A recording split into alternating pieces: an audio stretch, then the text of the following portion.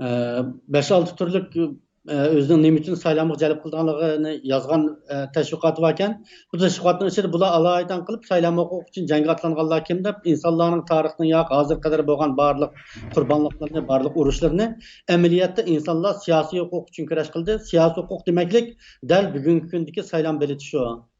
Ya'ni demokratik shakldagi hokimiyat almashtirgan bu saylan shakli bugungi dunyoning urush maydoni shu. Şoň saylan maydanyny sal garaş, uruş maydanyny sal garaşdan ibaret degandek bir xil tushunchalarni beripdi.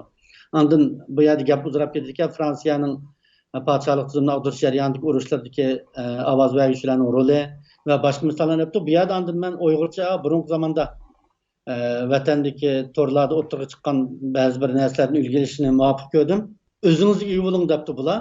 İnsanlar cumhuriyet tüzümini, ýani şu saylan beletini golga keltiriş üçin haýatyny dowutyp küreş kılgan.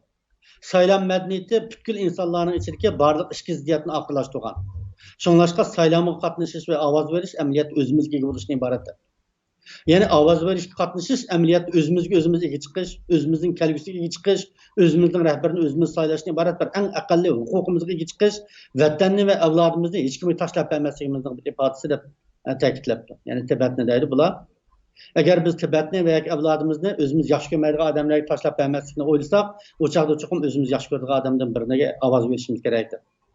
Yani bir taraftan bula hukukumuzni vaz keçmek deganni alayda ta'kidlapdi. İnsanlar özünün avazını hakimiyet ta'sir qila oladigan qilish uchun nihoyat qanliq bedel to'ladi.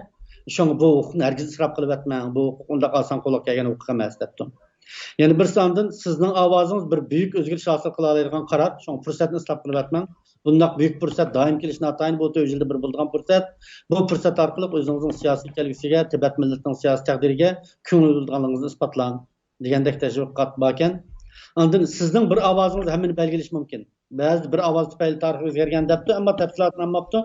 Men burun Uygurça ilan kılınan yazmadan bazı meselelerini misal gelişini xaladım. Keyinki bet görsek.